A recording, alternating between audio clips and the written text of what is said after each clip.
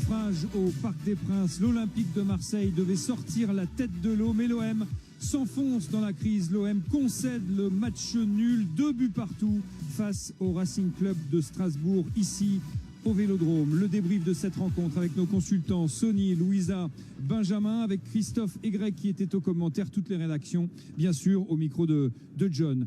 Oui, il fallait absolument relever la tête. Oui, les joueurs de l'Olympique de Marseille, Sony, l'ont fait une bonne partie du match, mais une fois de plus, ils ont craqué en fin de rencontre. 2-2, c'est le score final. Ça n'est pas une défaite, mais ça en a le goût très amer. Oui, parce que ça se répète le même scénario qu'au Paris FC. Ils ont bien commencé le match. On se souvient des conditions quand même compliquées pour les joueurs avec ce joli but de combinaison, ce but de Greenwood. Là, on se dit, voilà, la peur, elle est passée. Les joueurs, ils sont en jambes, vont pouvoir faire face à cette difficulté d'entamer ce match. Ils ont bien fait. Ils ont failli prendre un but tout début par Strasbourg, mais là ils ont marqué et derrière voilà, il y a le tout de suite deuxième période, ce but de Amine Gouiri, et qui là on se donne cette tranquillité un petit peu pour Marseille. On se dit 2-0, le travail est fait. Et c'est effectivement le même scénario qu'il y a 15 jours au Paris FC. L'Olympique de Marseille qui, à ce moment du match, Louisa, n'a pas grand chose à craindre en réalité. Oui, non, une équipe marseillaise qui concède très peu, avec un bloc média assez plutôt bas et avec des lignes très resserrées, laissant peu d'espace aux Strasbourgeois. Et puis après, Strasbourg qui a poussé et derrière qui a réussi à égaliser. On voit que les joueurs marseillais là sont beaucoup trop loin et ils ne peuvent pas intervenir. Derrière, il y a Nanassi qui a fait une super entrée, qui a inscrit ce premier but pour Strasbourg. Nanassi qui réduit l'écart au score après un slalom dans la défense de Godot. Rouli va sortir un arrêt exceptionnel et sauver l'Olympique de Marseille d'un but sur une tête de Guéladoué. Mais il y a ce scénario fou.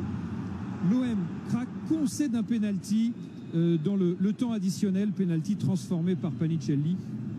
Ouais, le penalty, il est justifié parce que Palmieri ne voit pas le joueur Strasbourg arriver. Maintenant, Oli a été malheureux parce qu'on voit qu'il ne part pas au départ. Il attend au dernier moment. Voilà, et puis voilà, l'arrêt, il ne réussit pas à le faire. Ça permet à Strasbourg de revenir dans un moment très difficile pour l'OM parce qu'ils subissaient énormément. Ils avaient un peu la tête sous l'eau et on sentait une équipe qui ne savait pas trop quoi faire. Il fallait attaquer, défendre. Finalement, quand on hésite souvent dans des matchs comme ça. Oui, on est en train de regarder les images. Estamos mirando la película. ¿Qué te parece de ese partido? Porque se parecía un empate y finalmente ese empate es casi una victoria. Ce match nul, c'est quasi une victoire pour Strasbourg. Sí, bueno, al final un estadio muy difícil contra un rival muy difícil. Très difficile face à un adversaire difficile. Tenemos que corregir, no podemos conceder goles. Il va falloir corriger des choses parce qu'on ne peut pas prendre des buts aussi faciles. Mais on est satisfait de l'attitude de l'équipe, d'avoir remonté ce 2-0. C'est pas facile, mais on y est arrivé et on va rester là-dessus. Nanassi a été un élément important quand il est entré en jeu. Ça a fait aussi la différence. La entrada de Nanassi a cambiado las cosas. Sí, siempre hablamos que bueno, al final empieza en 11 jugadores, pero al final c'est vrai qu'on parle beaucoup des 11 joueurs sur le terrain. Cambian el resultado son los suplentes. Ceux qui changent le résultat, ce sont les remplaçants. Ils changent le rythme du match. David, Aaron, Nanassi et tous ceux qui sont entrés en jeu ont pu faire la différence. Et la última pregunta, la dernière question, quelle est la force de ce groupe? On sent que ce groupe a quelque chose de différent. ¿Qué es la fuerza de ese grupo? Bueno, al final yo creo que, como te digo, a veces como tenemos errores o se nos adjudican errores por nuestra edad. Chacun a son rôle à jouer, tout le monde sait ce qu'il doit faire sur le terrain, même dans le vestiaire. Con los trabajadores, con el staff, on travaille beaucoup aussi avec le staff, on est vraiment une famille. Y lo podemos hacer mejor, lo podemos hacer peor, podemos ganar, podemos perder, pero en cada on peut faire mieux, moins bien, on peut gagner ou perdre, mais quoi qu'il arrive, on reste tous unis. Merci beaucoup, muchas gracias. Et oui, la question des changements, très intéressante cette réponse de Panicelli à la question de John. L'entrée de Nanassi a fait une différence très favorable en faveur de son équipe. Et en a-t-il été de même du côté de l'Olympique de Marseille? Non, parce qu'on avait vu déjà la même chose contre le Paris FC. Les rentrants n'ont pas fait la différence. Là, c'était juste garder un résultat qui était acquis pour l'Olympique de Marseille. Et on a vu la différence. C'est que ceux qui sont rentrés de côté de Strasbourg, ils ont fait la différence. Ils ont donné en plus un penalty. Il y a ce but. Et la question se posait sur l'engagement des joueurs de Marseille qui rentrent dans un match. Voilà, donner plus, ou garder un résultat, ou aller chercher un résultat. Là, il n'y a pas de. Après, on peut discuter si il devait changer ou pas. Mais quand vous avez des joueurs qui sont fatigués, vous êtes en train de garder un résultat. Vous jouez à Marseille ou n'importe quel club, quand vous rentrez, vous donnez l'obligation de donner à 100% pour garder un résultat ou faire changer. Et pour l'instant, à Marseille, voilà, ça ne nous fait pas gagner du tout les matchs, ni au contraire, fait perdre des points. Oui, finalement, la question n'est pas de savoir s'il fallait faire ces changements, mais si les joueurs qui sont entrés en jeu avaient les épaules, le coffre, le talent, les qualités pour suppléer les joueurs qui ont été remplacés précisément. Quoi qu'il en soit, quand on fait des changements, on attend un changement de rythme, un apport à l'équipe, comme l'a dit Panicelli pour Nanassi, qui a apporté un nouvel élan à son équipe, beaucoup d'intensité, de vitesse, ce qui n'a pas été le cas du côté marseillais. Mais au-delà de ça, je ne suis pas adepte, moi, quand on veut conserver un score, on passe à une défense à 5. Je trouve qu'on a un signal assez négatif à son équipe, parce que c'est une équipe marseillaise qui subissait déjà les assauts strasbourgeois, qui se contentait de défendre, de bien défendre, de concéder peu. Mais quand on passe à une défense à 5, encore une fois, on envoie quelque chose de négatif à son équipe et quelque chose plutôt de positif à l'équipe adverse, et en se disant on est en train de dominer. Et si on passe à 5, c'est qu'on domine vraiment et on va encore plus s'appuyer. Et derrière, on concède plus. On l'a vu, donc voilà. Après ça, c'est des choix tactiques. Mais il est vrai que l'investissement des entrants, je ne sais pas si on peut parler d'investissement, mais en tout cas, l'élan apporté à l'équipe n'est pas bon côté marseillais. Et c'est précisément ce qui s'est passé il y a 15 jours au PFC. L'OM menait 2-0, puis des changements, puis le retour au score des Parisiens. Il y a peut-être aussi quand même la question de la faillite mentale d'une équipe qui mène 2-0 et qui, lorsqu'elle encaisse un but, va petit à petit s'écrouler. La peur de perdre, surtout. La peur de perdre, la peur de revivre les mêmes scénarios semaine après semaine, week-end après week-end. Moi, je pense que la tactique n'est pas un problème pour moi.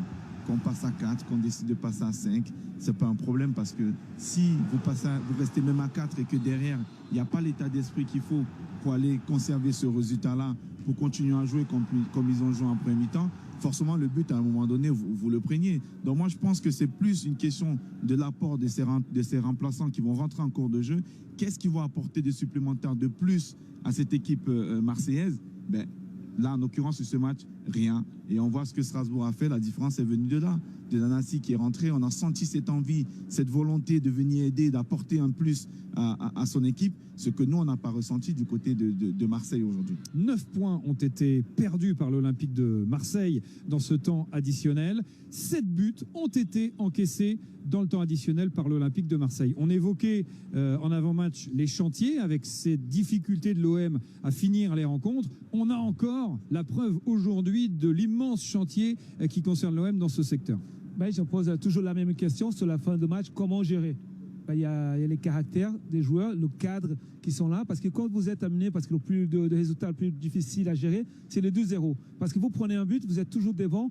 Mais comme disait Benjamin, il y a la peur. Et là, vous devez avoir des cadres, mettre le pied dans le ballon, aller chercher, gagner de temps.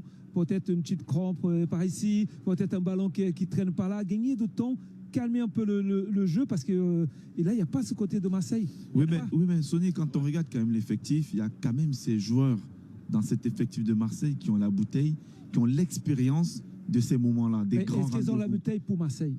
C'est là la question. C'est là la grande question, parce que c'est quand même une... Qui a eu l'expérience de ces grands rendez-vous parmi les entrants? Oui.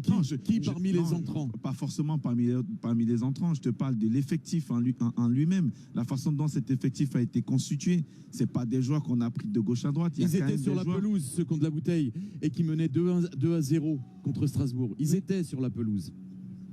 Ils étaient sur la pelouse. On n'est pas les seuls à avoir les chiffres là que Thomas vient de donner. Les 9 points perdus dans le temps additionnel par l'Olympique de Marseille.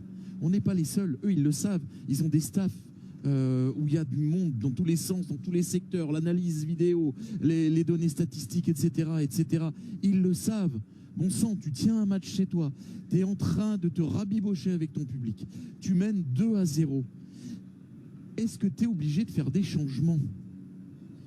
Est-ce que le changement à l'OM, ce serait de ne pas faire des changements, de se sentir obligé de faire des changements parce que tu as la possibilité d'en faire 5 ? Si tu as les 11 garçons que tu as titularisés, c'est-à-dire que tu viens de faire un bon coaching, tu viens de faire un super coaching face à une équipe qui est redoutable, comme le Racing Club de Strasbourg, Oui, mais tu peux reste faire, comme ça. Tu peux nous faire des changements. Pas ce soir. Oui, il y a quand même un chantier immense à ce stade de la saison. On peut revoir le classement. Tout est loin d'être perdu, évidemment. Rien n'est perdu pour l'OM dans cet objectif de qualification Ligue des Champions. Mais il y a du travail. Il y a du travail. Quand on regarde le classement, là, ils avaient la possibilité de passer d'être égalité de points avec l'Olympique lyonnais qui jouera demain. Mais le 1er mars, il y a un Marseille-Lyon très, très important aussi pour Marseille qui, derrière, va jouer aussi la Coupe de France contre Toulouse. Rien n'est perdu. Mais qu'est-ce qui va se passer demain matin à Marseille? C'est là la question. Comment va évoluer le club demain matin? Est-ce qu'il y a des déclarations des joueurs? Est-ce que la direction va faire des déclarations par rapport à ce qui s'est passé aujourd'hui, ce soir?